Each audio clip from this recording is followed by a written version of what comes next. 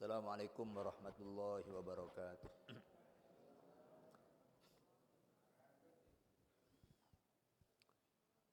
Bismillahirrahmanirrahim. Alhamdulillahirabbil alamin wa bihi nasta'inu ala umurid dunya waddin. Wassalatu wassalamu ala asyrafil anbiya'i wal mursalin. Sayyidina wa habibina Muhammadin wa ala alihi wa sahbihi ajma'in. Ma ba'du, subhanaka la ilma lana illa ma 'allamtana innaka antal alimul hakim. Allahumma arinal haqqa haqqan warzuqna husna ittiba'i wa arinal batila batila warzuqna husna ijtinabih.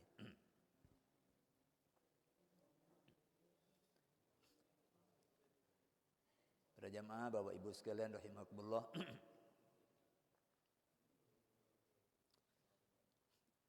Pada kajian yang lalu kita sudah mengkaji hadis yang ke-24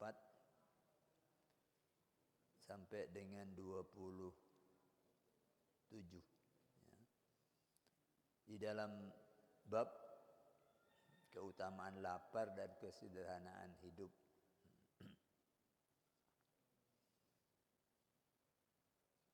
Sahabat Ibnu Abbas berkata bahwa Rasulullah Shallallahu Alaihi Wasallam pernah melewati beberapa malam berturut-turut dalam keadaan perut kosong, lapar, dan keluarganya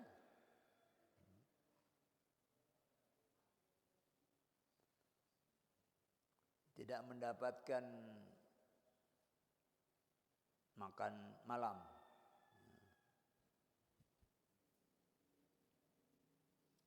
Dan kebanyakan roti mereka itu adalah roti syair. Syair itu gandum yang kasar. Kalau gandum yang bagus itu sebutannya adalah al-burru atau al-qamhu. Itu gandum yang bagus. Kalau ini gandum yang seringkali dipakai untuk makan pakan ternak. Nah, itu yang seringkali menjadi makanan Rasulullah dan keluarganya.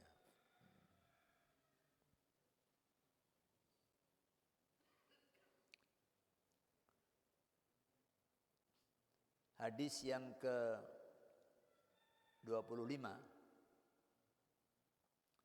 sahabat Fudalah bin Ubaid itu berkata bahwa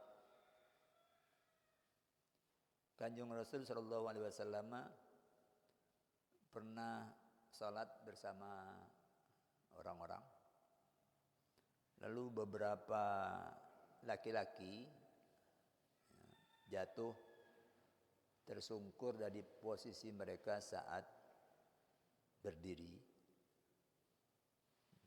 dalam salat itu, karena mereka sangat miskin dan lapar. Dan mereka ini yang jatuh-jatuh itu banyak dari Ahlus Suffah. Ahlus Suffah itu yang pernah disinggung yang lalu, itu orang-orang yang miskin, tidak punya rumah, tidak punya keluarga.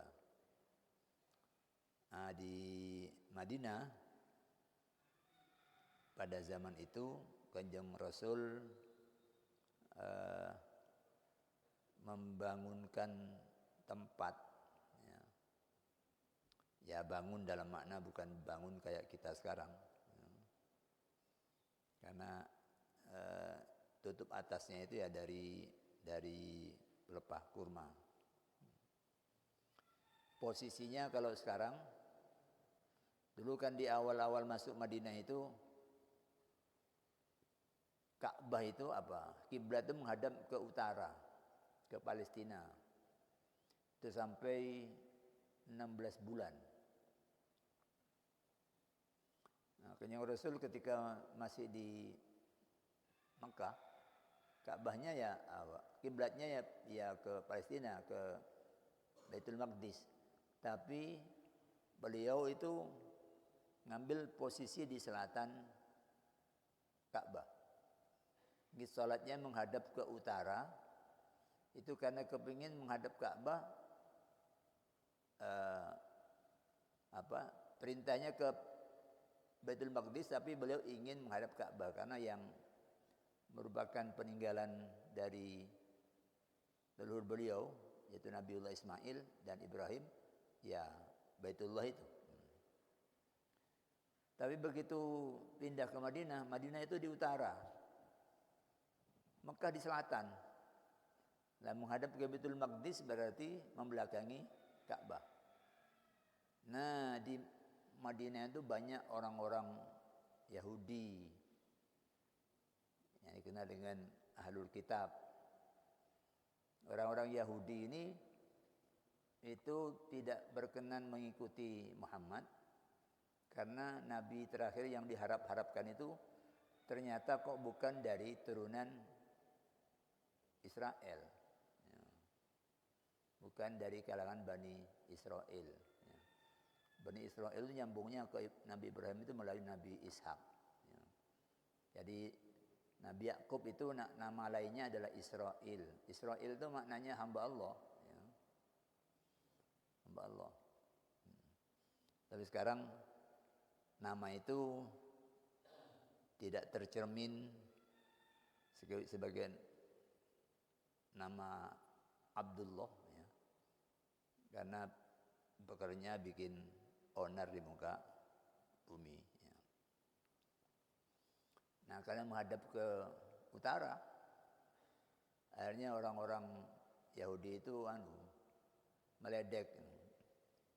Muhammad dibawa agama baru, tapi kiblatnya kok ikut kiblat kita.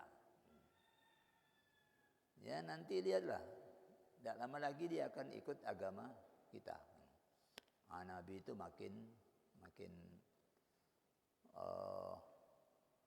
kuat pengharapannya kepada Allah agar kiblat dialihkan ke Masjidil Haram. Itu baru 16 bulan baru dikabulkan. Nah, setelah dikabulkan itu, maka posisi yang semula ditempati untuk salat itu yang kemudian dijadikan sufah, ya. Dijadikan tempat untuk ahli sufah itu, ya. Posisi sekarang itu di pelataran depan kalau sekarang, ya. Itu di sekitar bab Marik Fahad, ya. Di arah utara, di belakang. Artinya kalau kita masjid situ ya di depan situ. Tapi sekarang sudah nggak ada. Dulu di situ diperkirakan, yang di situ itu diperkirakan 100-an orang yang tinggal di tempat yang hanya satu dinding, yang 3 ini kosong. Dia tempat terbuka, ya, tempat terbuka. Di situ mereka tinggal. Ini banyak yang yang ketika sholat itu pingsan, ya. Orang-orang Arab yang tidak tahu itu berkomentar, kalau disebut Al-A'rab itu orang-orang Arab dusun, ya. Bukan orang-orang Arab kota yang sering ketemu dengan Nabi. Haula'i majanin, orang-orang ini orang gila itu yang roboh-roboh itu, ya. Tapi setelah Rasulullah SAW selesai sholat, beliau berpaling menghadap ke Ahlus Suffah ini kemudian bilang, sekiranya kalian tahu apa yang Allah sediakan buat kalian, tentu kalian ingin kalau apa yang sekarang ini Allah tambahi, ya. Maknanya lebih ingin tambah lapar sama tambah miskin, ya. Kalau mereka tahu bahwa orang-orang miskin yang sabar itu, yang sabar dengan penderitaannya itu di sisi Allah itu sudah disediakan balasan yang sangat berharga. Hadis berikutnya dari Abi Karimah Al-Mikdam bin Ma'di Yakrib, dia berkata, aku mendengar Rasulullah bersabda, tidaklah anak Adam memenuhi suatu wadah yang lebih buruk dari perut. Jadi kalau ada wadah yang diisi penuh, ya, maka yang terburuk itu adalah perut. Cukuplah bagi anak Adam beberapa suap makanan untuk menegakkan tulang punggungnya.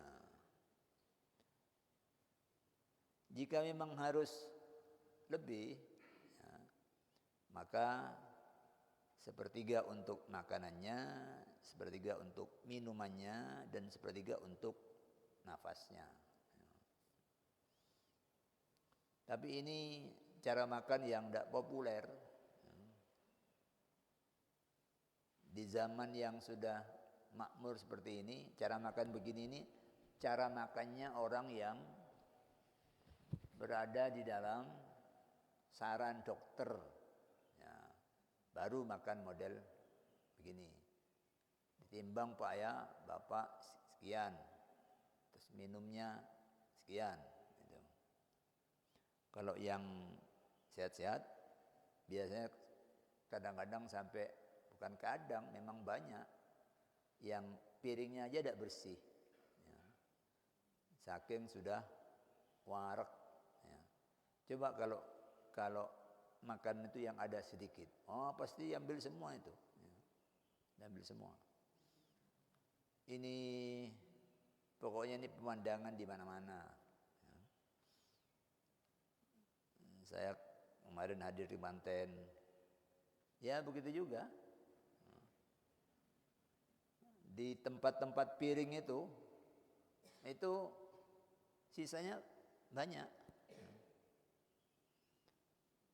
Kurang tahu, mungkin ini karena jarang disinggung, ya. Dan di rumah mungkin sudah tidak jadi akhlak makan, ya. Oke. Kemudian hadis yang ke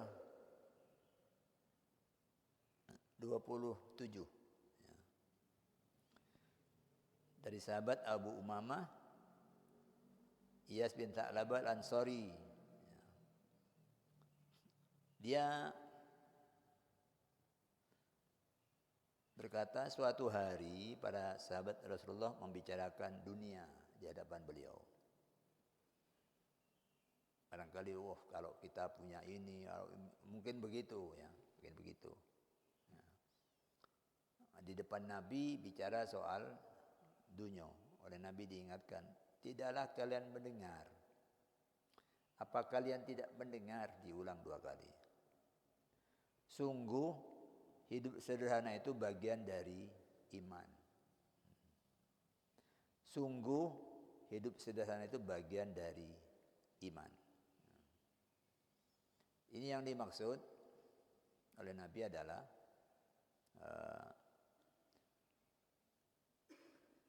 sederhana maknanya tinggalkan kemewahan yang berlebihan. Bahwa ada orang berkecukupan sama ada orang berkekurangan, itu sudah sunnatullah.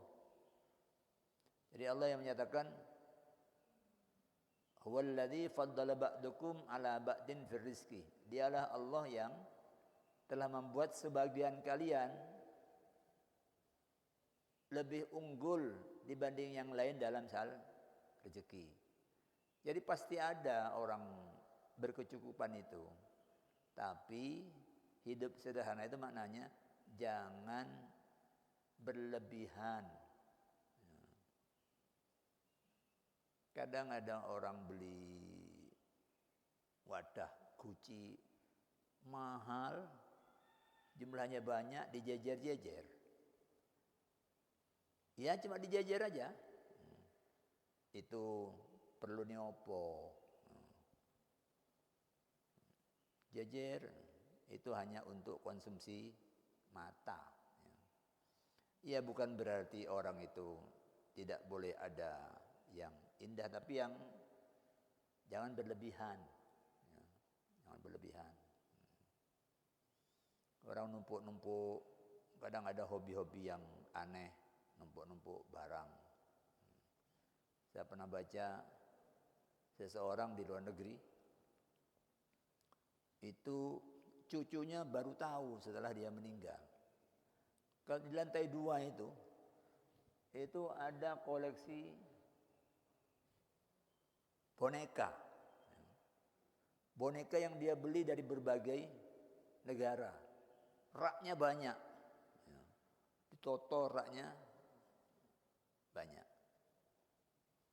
Nah itu kan sudah nenek-nenek kok beli boneka. Sementara ada orang lain yang untuk nyekolahkan anak aja itu sudah susah. Ya.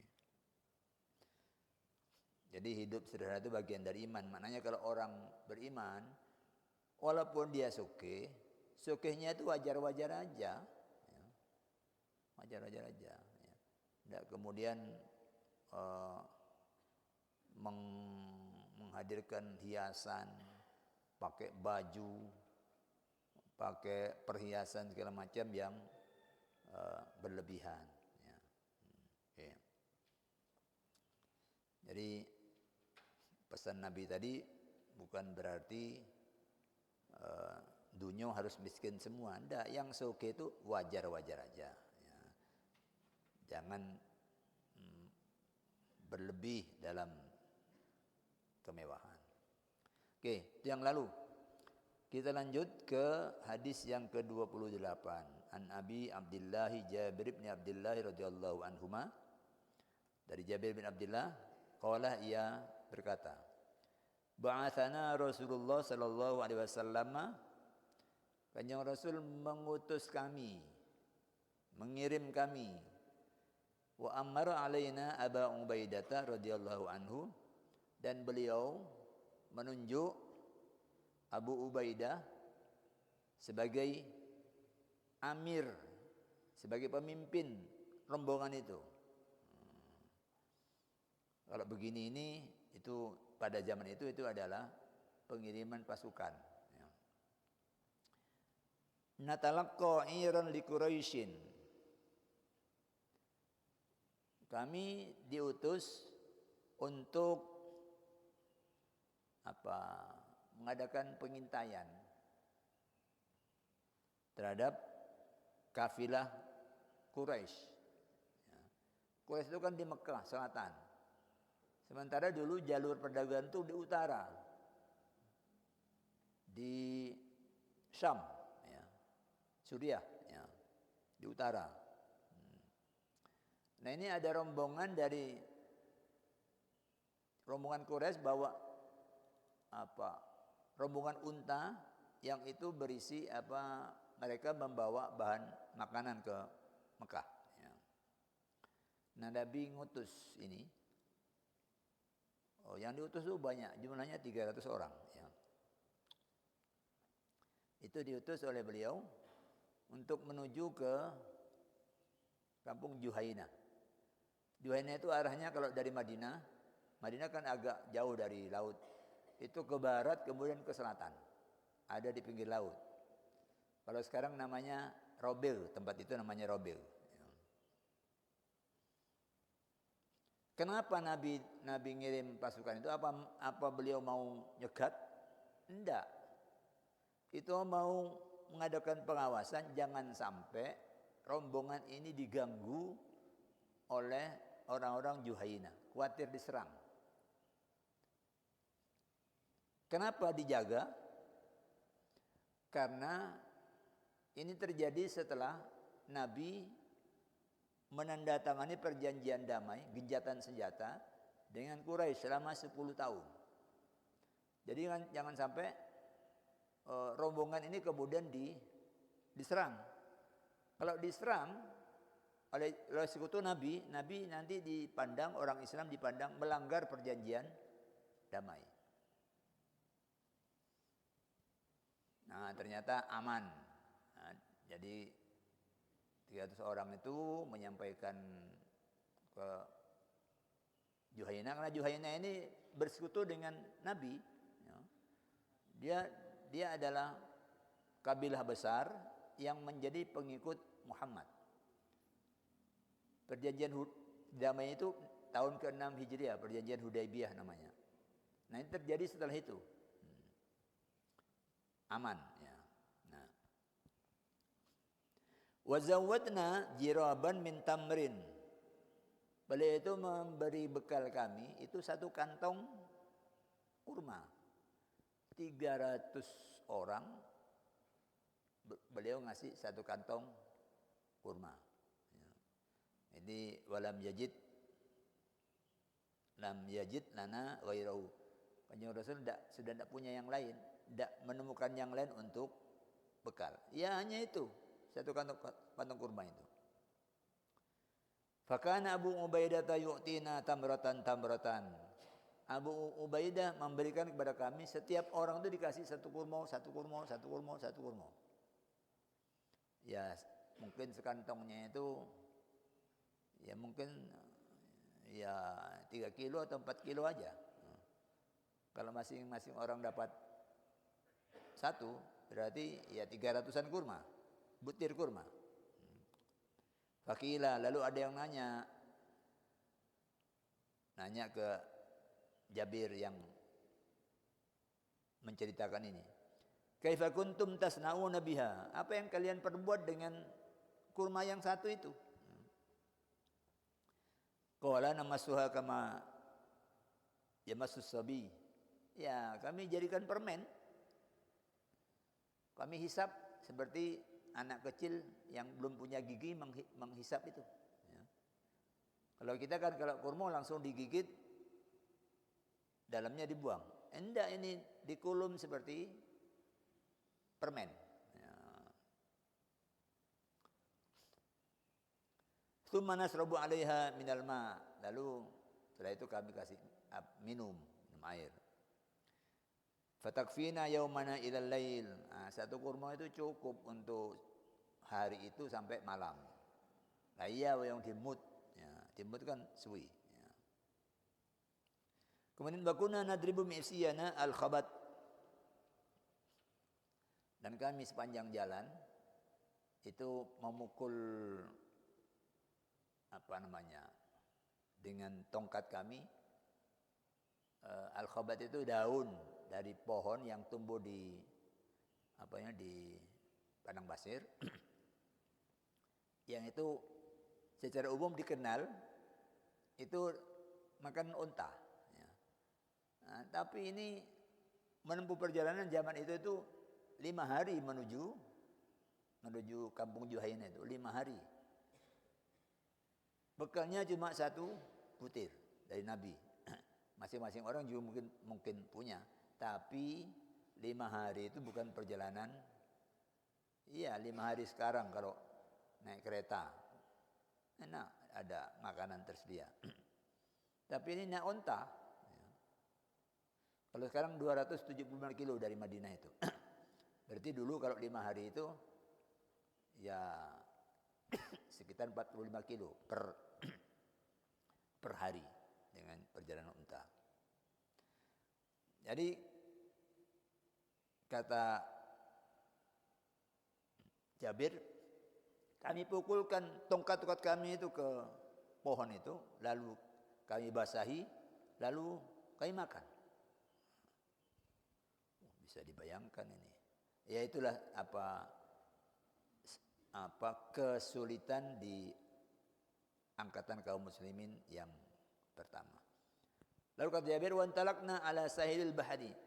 Kami lewat pantai, pinggir laut. Farufi alana ala sahil bahri kahiatil kathibi ad-dhahmi. Lalu kami melihat di pinggir pantai itu ada gundukan pasir yang besar. Gundukan itu besar sekali. Fa'atainahu, lalu kami datangi.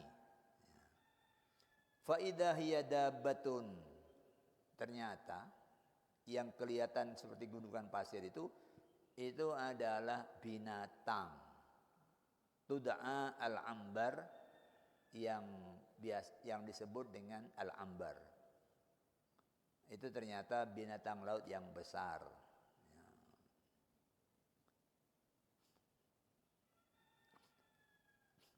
Ini setelah ini orang-orang di belakangan mengidentifikasi ini, nah itu ikan paus sperma namanya. Kenapa disebut sperma? Karena ikan ini itu dapat mengeluarkan cairan seperti sperma, dan itu kalau zaman sekarang muntahannya itu nilainya miliaran rupiah kalau zaman sekarang. Semacam lilin, ya, semacam lilin. Itu kalau baru keluar baunya busuk. Tapi kalau sudah mulai kadar airnya berkurang, berubah menjadi harum. Hingga ini banyak dipakai untuk parfum mahal. Kemudian dia juga bermanfaat untuk pengobatan, ya, yang dimuntahkan oleh paus sperma ini. Jadi paus sperma ini dikenal sebagai hewan yang besar. Kemudian kepalanya juga besar. Kalau yang jantan, kepalanya itu sepertiga. Sampai ke ekor, sepertiganya itu kepala. Mungkin ini mungkin pas yang jantan. Ya. Lalu Abu Ubaidah setelah mendekati itu dia bilang, "Maita, ini bangkai ini." Ya. Tapi setelah beberapa saat dia bilang, "Tsumma qala, la, enggak apa-apa. Bal nahnu Rasulullah sallallahu alaihi wasallam. Kita ini adalah utusan Rasulullah. Wa fi sabilillah. Perjalanan kita adalah perjalanan di jalan Allah. Wa qad turirtum. Kalian semua dalam kondisi terpaksa. Bekal minim. Makan daun. Sekarang ketemu dengan binatang ini. Fakulu. Makanlah. Ayo kita makan. Fa'aqamna alai syahron, kata Jabir, lalu kami tinggal di tempat yang dituju untuk mengintai, mengamankan perjalanan kafilah Quraisy itu kami tinggal selama 1 bulan. 300 orang selama 1 bulan itu ada makanan berupa ikan paus yang besar. Ini tulis wanahnu salasatu mi'atin hatta saminna. Kami ketika itu jumlahnya 300 orang. Dapat makanan yang besar itu sampai kami kemudian gemuk. Kalau makan daun kira-kira pulang itu kurus. Ini dapat rezeki ikan itu mereka bilang gemuk. Walaqad ra'aituna naghtarifu min waqabi'inihi bil kilali ad-duhna. Ya. Lalu aku kata Jabir, aku melihat kita ketika itu mengambil dari rongga matanya itu dengan tempayan-tempayan besar. Apa yang diambil? Ad-duhna, lemak. Yaitu kira-kira yang dimaksud dengan sperma yang tadi mahal itu memang letaknya di kepalanya itu. Di paus ini letak muntahan yang kemudian jadi bahan parfum dan obat itu letaknya di kepalanya. Nah, ini dimasuki lewat matanya. Oh iya, kepala itu sudah lewat mata. Wa naqta'u minhu al-fidara katsawri au kaqadri tsaur. Lalu kami memotong-motong dagingnya itu besarnya sapi-sapi. Ya. Artinya tidak dicungkil cilik-cilik, itu mungkin tah dianu dengan pedang atau apa, ngambilnya sapi-sapi. Ya. Walaqad akhadha minna Abu Ubaidah 13 rajulan. Fa'aqadahum fi waqabi ainihi. Abu Ubaidah sebagai pemimpin rombongan, pemimpin pasukan itu memposisikan 13 orang di matanya itu, mungkin kanan kiri ya. Ada 13 orang. Mungkin matanya besar ya. 13 orang yang keluar masuk lewat rongga matanya itu. Wa akhadha dil'an min adla'ihi. Abu Ubaidah mengambil dil'an itu tulang rusuk. Ini bentuknya hewan ini. Itu tidak seperti pindang, tidak seperti itu. Pindang itu kan ini kan di tengah, tulangnya itu. Enggak, ini kayak hewan. Jadi dia punya tulang punggung, punya tulang rusuk. Dan dia termasuk binatang yang bernafas bukan dengan insang, tapi dengan paru-paru. Jadi di laut, tapi dia mamalia.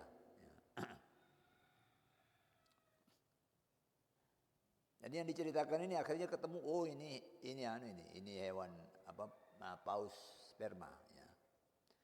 Ngambil satu tulang rusuk min adra'i fa'aqamaha. Lalu tulang itu kemudian ditancapkan. Jadi besar ini rupanya, hewannya besar. Ya. Apalagi yang kalau lama-lama itu, hewan lama-lama itu besar-besar. Kalau kita punya dinosaurus itu binatang lama-lama yang besar. Semakin ke belakang binatang itu semakin kecil-kecil. Sama juga dengan kita. Dulu Nabi Adam itu besar. Nabi Nuh itu besar. Karena dia harus menghadapi alam itu dengan fisik. Kalau sekarang orang menghadapi alam dengan ilmu. Ya. Kalau untuk mengangkat balok besar itu sudah pakai mesin sekarang. Kalau dulu bikin piramid itu yang setinggi itu memang dulu orangnya besar-besar. Ini hewan-hewan lama, sudah 1,5 milenium yang lalu. Dia tancapkan. Nah, lalu setelah itu dia mulai mempersiapkan unta yang besar untuk kepentingan kembali pulang perjalanan. Ya. Tsumma rohala a'dama ba'irin ma'ana famarra min tahtiha. Lalu dia menyiapkan unta yang paling besar, mulai dipasang pelananya, itu sebagai bukti bahwa rombongan akan segera kembali ke Madinah. Famarra min tahtiha, lalu Abu Ubaidah itu lewat di bawah ini, di bawah yang ditancapkan itu, dia lewat di situ. Wa tazawwadna min lahmihi wa syaik. Lalu kami, karena itu belum habis, kami membawa sebagai bekal perjalanan pulang ke Madinah itu daging paus tadi itu yang sudah dikeringkan. Zaman lama itu cara mengawetkan ya dikeringkan. Sampai sekarang masih ada ikan ikan kering itu. Ya. Nah, kita yang baru lewat Idul Adha, lalu ada hari tasyrik.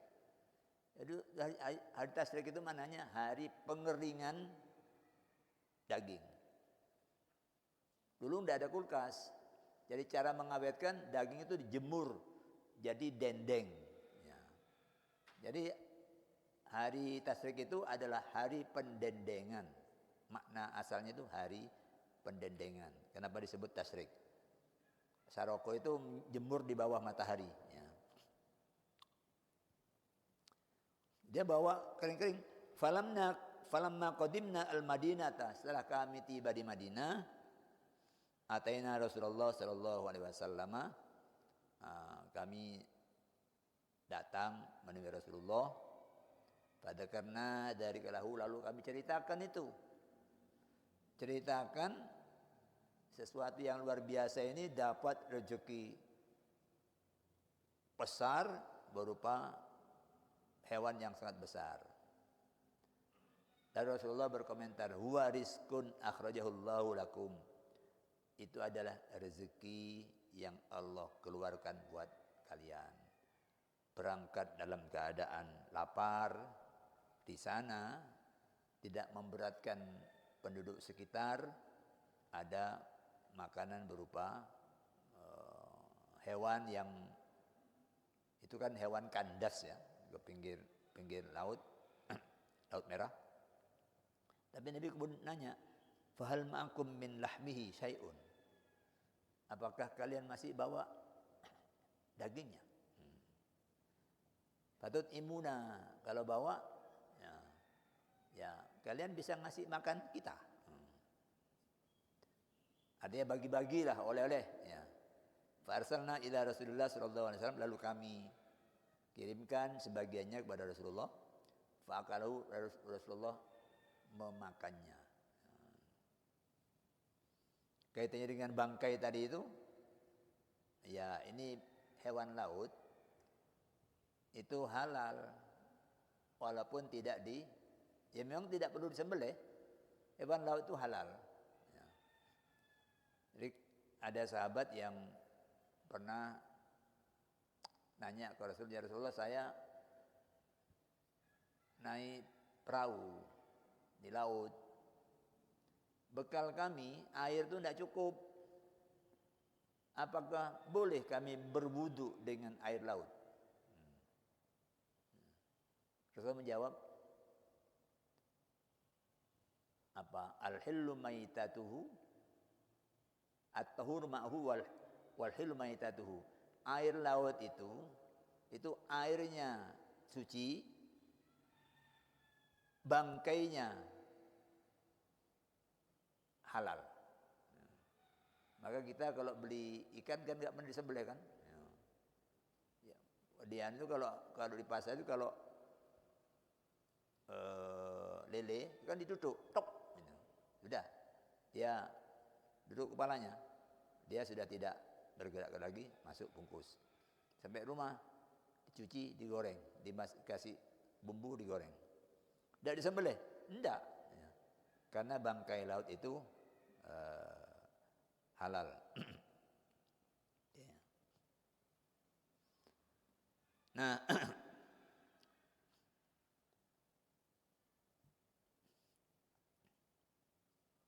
itu tadi terjadi pada tahun 8 Hijriah. Tahun 6 Hijriah terjadi perjanjian Hudaibiyah. Ini terjadi pada tahun 8, 2 tahun kemudian. Jadi Nabi jaga jangan sampai ada di antara kabilah yang sudah bergabung dengan Madinah itu kemudian melanggar perjanjian. Ternyata tahun berikutnya ada yang berkoalisi dengan Quraisy itu menyerang kabilah yang berkoalisi dengan Madinah. Nah, itu kemudian Nabi ini ada pelanggaran. Nabi kemudian kirim 10.000 pasukan menuju Mekah, dan Mekah tidak sempat bersiap-siap. Lalu terjadilah pembebasan kota Mekah yang sangat termasyhur itu. tanpa pertumbuhan darah yang berarti. Kecuali satu orang mungkin. Karena Nabi masuk ke Mekah itu dari berbagai sisi. Ada satu yang kemudian di sisi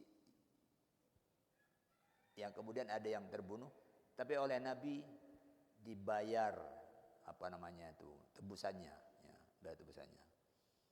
Sampai sekarang Mekah itu berada di bawah kekuasaan kaum muslimin. Hadis yang terakhir. Yang terakhir ini agak agak isinya kemudian hanya menyebut Asma binti Yazid, dia berkata, "Kana kummu qamisi Rasulillah sallallahu alaihi wasallam ila rusui." Ini lengan baju kainnya Rasul itu sampai ke pergelangan. Ya, ke pergelangan. Itu aja yang maksud. Tapi kalau ditulis qamis itu maknanya bukan gamis. Ya. Qamis itu ya baju seperti saya ini namanya qamis, ya, namanya qamis. Tapi ke sini jadi gamis. Kalau gamis lalu baju enggak, panjang itu.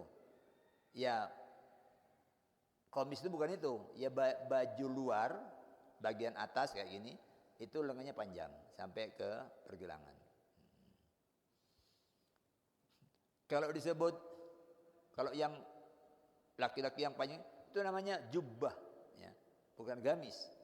Gamis itu baju kayak ini nih, jubbah. Kalau dipakai perempuan itu namanya abaya, ya, abaya.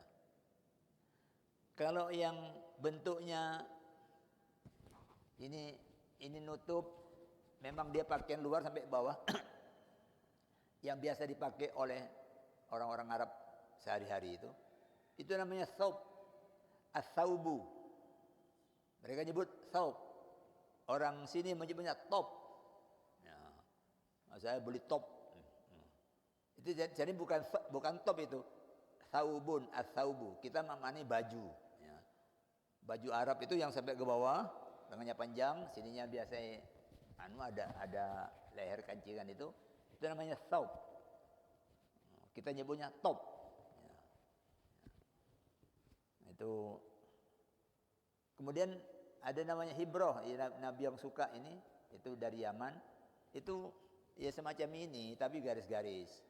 Bukan baju hibroh itu. Biasa dipakai bagian luar, karena besar, itu dipakai bagian luar. Itu namanya hibroh.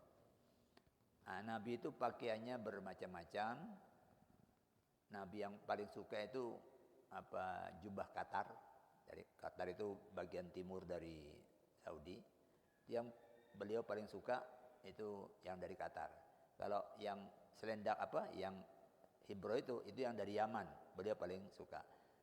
Artinya beliau itu pakai pakaian yang diproduk oleh budaya, yang ada di pasar, yang dijual. Nabi tidak punya penjahit khusus sebagai pakaian beliau yang, jadi tidak ada pakaian yang sunnah, itu enggak ada. Yang sunnah itu adalah pakaian menutup aurat.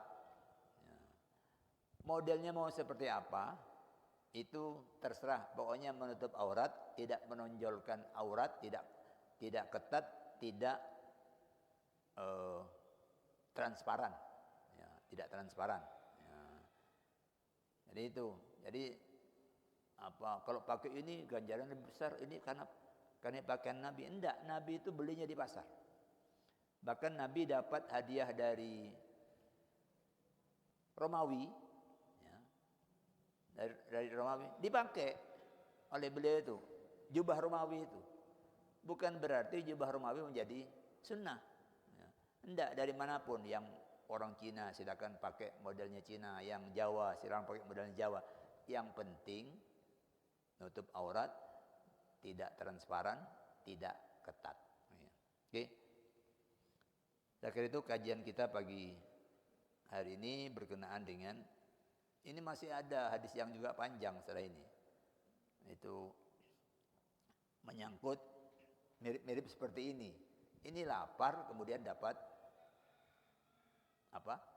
Dapat rezeki nomplok yang mencukupi 300 orang. Yaitu yang ciri dari muslim itu.